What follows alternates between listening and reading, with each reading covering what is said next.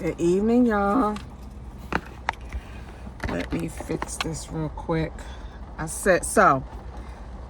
This is episode number 4, what they don't teach you in hair school. Now, I'm in my car waiting for my food to get done. I have been out and about all day.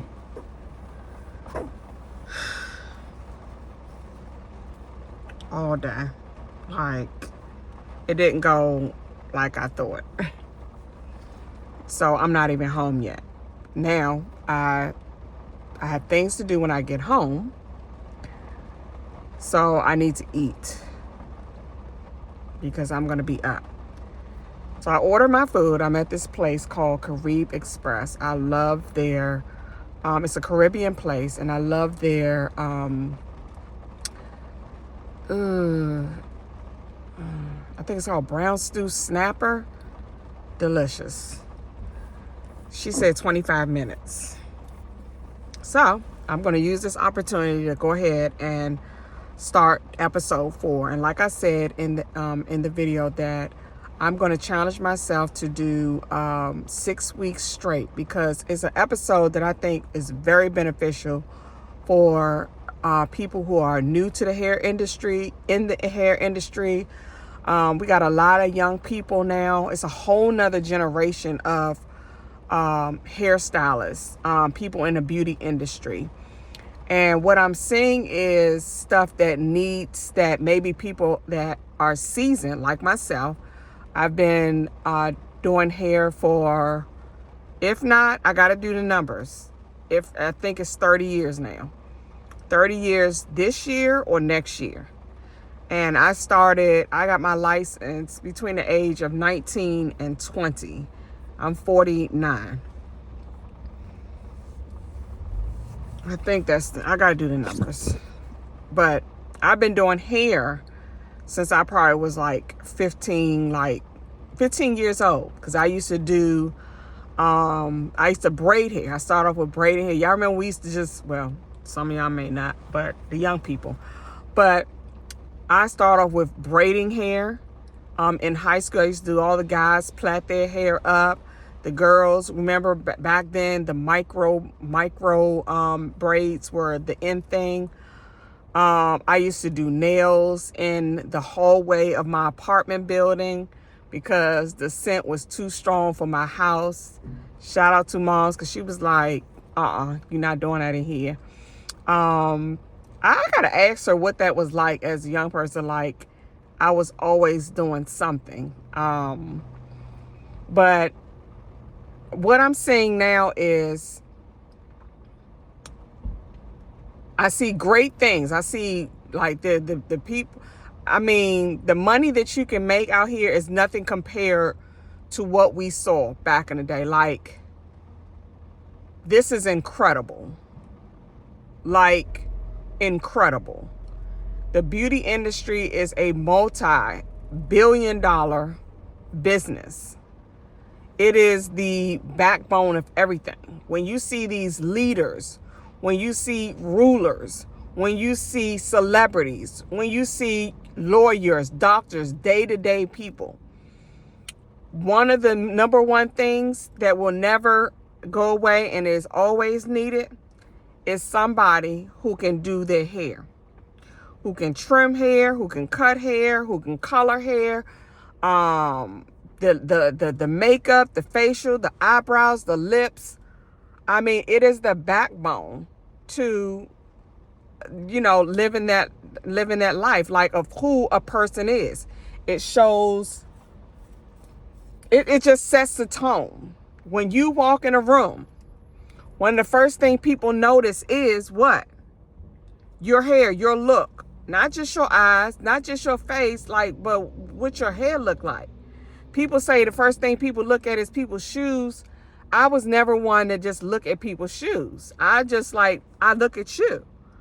And the first thing I see or notice for me is your hair, your face. What is it giving? So it is the beauty industry is an amazing business. If you want to create some good income, the beauty industry is the thing. But it's not beauty industry. It's so many facets to the beauty industry. We have now lash techs. I remember back when the lash extensions came out. I mean, it was so expensive. It was like $500, $600 because it was a new technology. And guess what? People jumped in, people learned, people whatever, and now it's a big business. And it's so many facets to that. The eyebrow business. Remember when Anastasia Beverly Hills was that woman, like for the eyebrows, like she just put it out there how important to groom your eyebrows and how it gives a natural facelift. Lipsticks. I remember when Keisha K. Orr came out, even though there were people like, what is her name? Oh, Danessa Mavericks or something like that.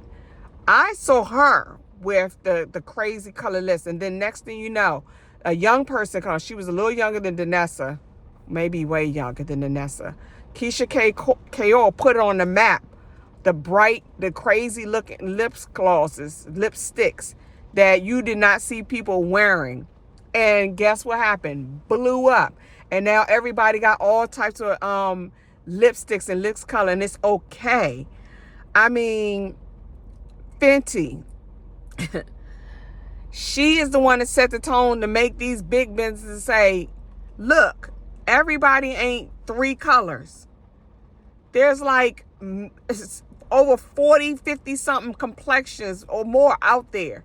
And she made people make these big companies do their homework. And now guess what? Everybody's doing more than 40 shades of color. You know what I mean? Huda Beauty. I love Huda. Like, she made us just say you can do anything you put your mind to. And she shows you that, yeah, I came from this, but I believed in this. And I love beauty is what transformed me. And I wanted to do that and show others that may feel less fortunate or don't feel as pretty that you can create whatever you want with the art of makeup, beauty. So the beauty industry is more than just hair. But what they don't teach you in hair school, that's what I'm coming in.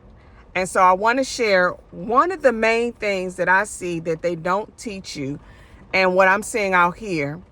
And I'm going by my area. I don't know anything about the other areas. I'm from the DMV. One thing I want to touch on is customer service. Customer service. And I'm going to share this with you. I used to be, I graduated from Hair Academy in Maryland. And I remember how we was just into what we were doing, our class. Like, we were creators. My class that year, we were creative people. I wish I knew. I don't remember half of them. Or, I remember one girl we were real close with because I was a single mom. She was just a young lady, and we didn't have much. We used to share lunches. We used to share chicken wing dinners, whatever, because we ain't have it. But what we did have in mind is we knew we was going to be hairstylists. We were good at our craft, and we had a mission once we finished. The goal was to finish and to get out there and create and to make money. I don't know where she is. Her name was Lovely Lovelegs or something like that. But it was a beautiful name. But anyway, I remember one thing that we did not learn, but I don't know about my era and this era. We did not, we took our craft very serious. And we were all about creating beauty and making sure the client feels good and not just look good. So what I'm noticing out here now, and I think customer service, I think I'm going to turn this into a part 1 and 2. Let's start with part 1 because it is so not on a scale of 1 to 10 for my area and what I'm seeing. We may be at it's a low number. I'm going to say it just depends. It's at a 5, 6. We are very, very talented in this area. Very talented. Like I'm talking about, we got a lot of creatives in this area. But what we don't have that is like above that or it should be put as number 1 is good customer service. And what I'm noticing with the younger generation is they are very creative. They know what they're doing, but you can tell maybe the hair schools or whatever focus more on creating these looks, how to do it, the tools to use, but they did not teach them customer service. And good customer service coincides with good work ethics, meaning good customer service is making sure that you're on time. And there's time when, you're going to be late. Things like that can happen. But when it's a consistency and your clients know you to be this, that's not cool. That's not good customer service. When a client walks into your establishment, why is the client saying hello before you say hello? You're supposed to greet your clients. Hi. And one of the great things to do is know your client's name. And if you're not sure, because this is the thing now, people are booking online. I'm still old school. Like I like to control my books. Is make sure you know their names. A great way to a good customer service is when they walk in, hey, such and such, hey, whatever. And if not, just make sure you say hello. Not them walking in, you just staying there, or you're you like this and they're greeting you first. Now, granted, some people when they walk in, they immediately say, hey, like for me, hey, Nikki. And I'm like, hey, such and such, or just, hey, girl. One of my favorite sayings, because I call my clients cuties. So my first thing I like, hey, cutie. Good customer service is making sure, and this can happen. It's because sometimes you're not taught. A lot of young people, and even my age, we can create, but you don't know how to book your appointments accordingly. Whereas people are waiting for hours on end. Now, not to say that's not going to happen. It can happen. The days don't always go perfectly. One client can throw your whole day off. One client can throw your mood off. One client can just, set the tone, whatever. But good customer service starts with you first. You got to make sure you take control of whatever and you don't let stuff keep happening. So, what I'm finding in this area is our customer service is not the best. People are coming off, and when I say people in the beauty industry, like myself, what's happening is, or what's wrong is, people are coming at the clients like, you need me more than I need you. That is incorrect. Yes, our clients need us, but it's your clients who are making you, okay, let's just say this, because I don't want people to misconstrue this. You need the people to do what you do. You have the skills, but who's going to see the skills if you don't have no clients? You understand what I'm saying? Who's going to see your talents? Who's going to see what you can do if you don't have no clients? So you need them just as much as they need you. But they don't need someone who doesn't appreciate them, someone who doesn't do a good job, someone who doesn't greet them, someone who makes them feel like you're here and I'm here. Someone who makes them feel like, oh, you need me more than I need you. That is false. You need clients. So you want to treat clients the way you expect and you want to be treated, like you want to be treated. And I learned this at a very early age. And I remember by going into my business, this is as a teen, this is how I used to think. When I was younger, because I'm still young, but back then, and I'm going to give you an example, dark skin was a thing where it was kind of negative. Not for everything. Everybody didn't treat me bad. Everybody didn't treat me whatever. And I would say this, I never understood why a complexion was an issue. I never understood that. But it is what it is, right?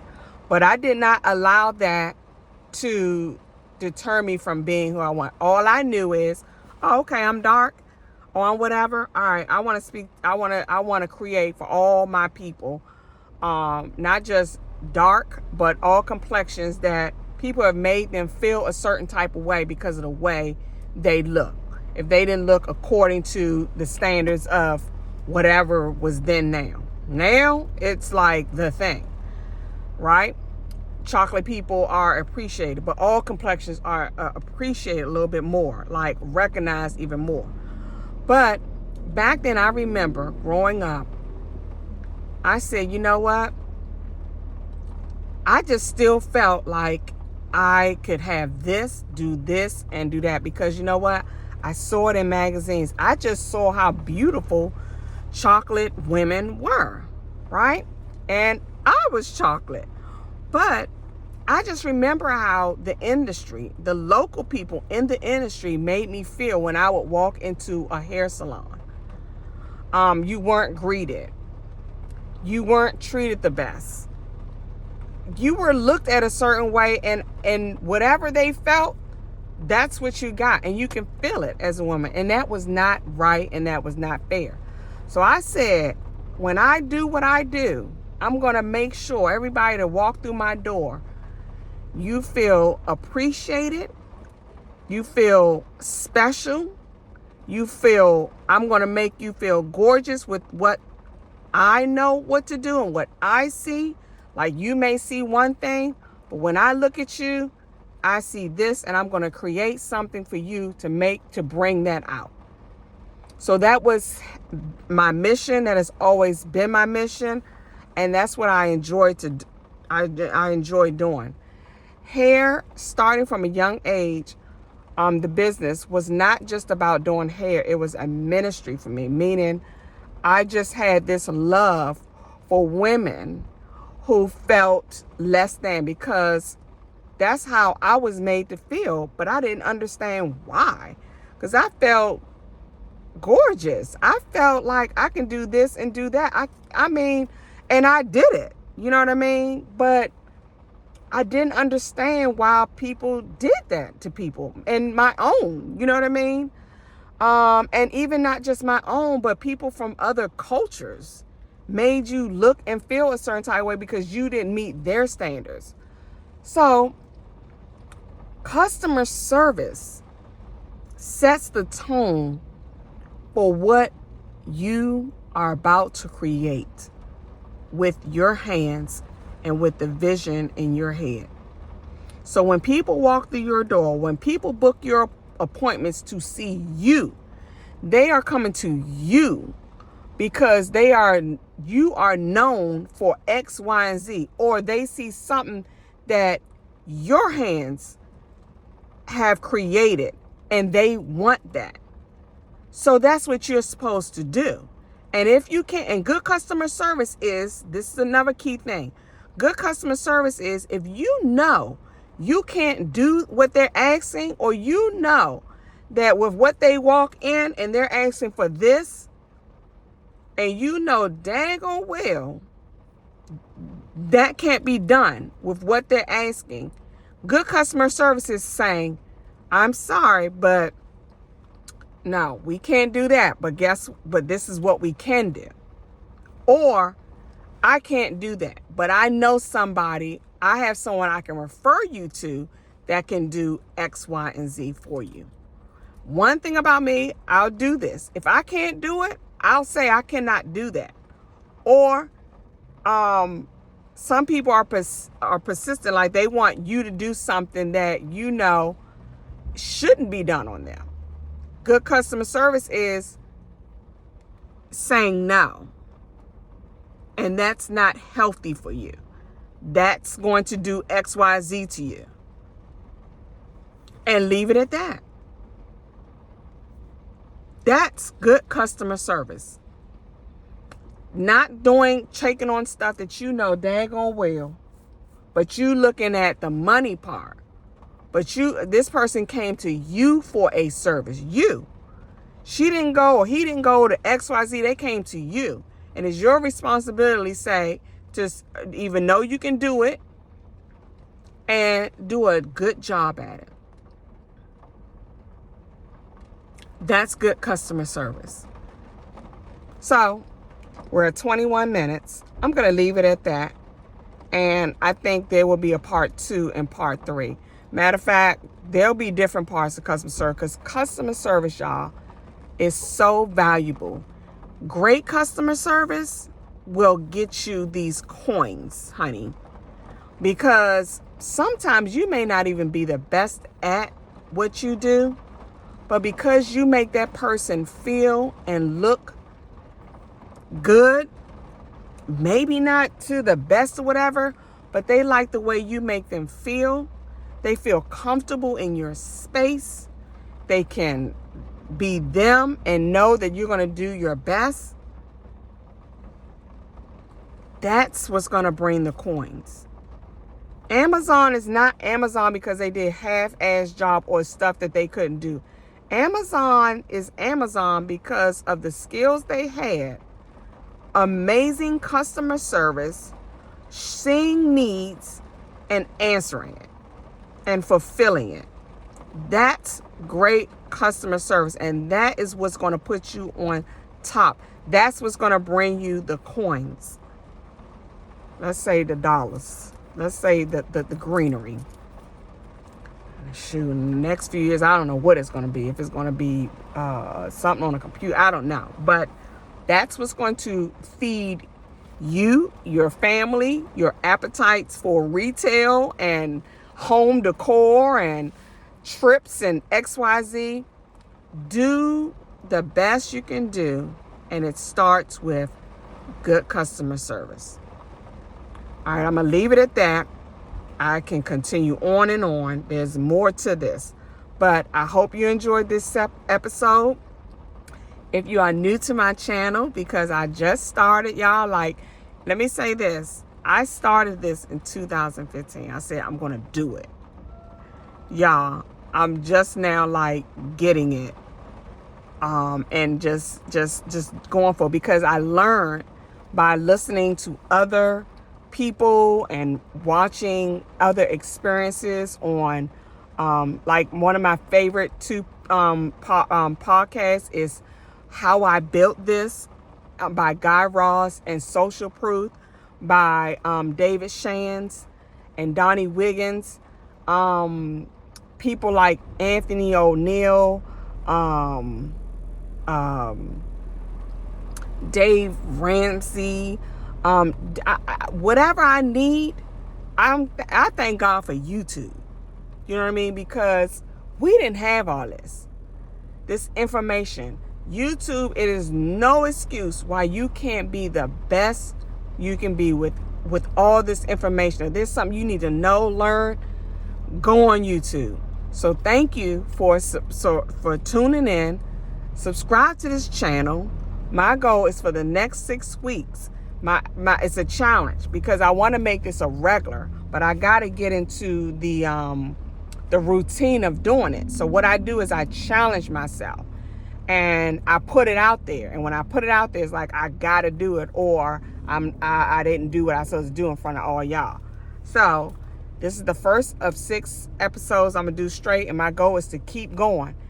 And so I hope you all learned something. Subscribe to this channel if you like it. Hit that like button, and comments. I'm open to them.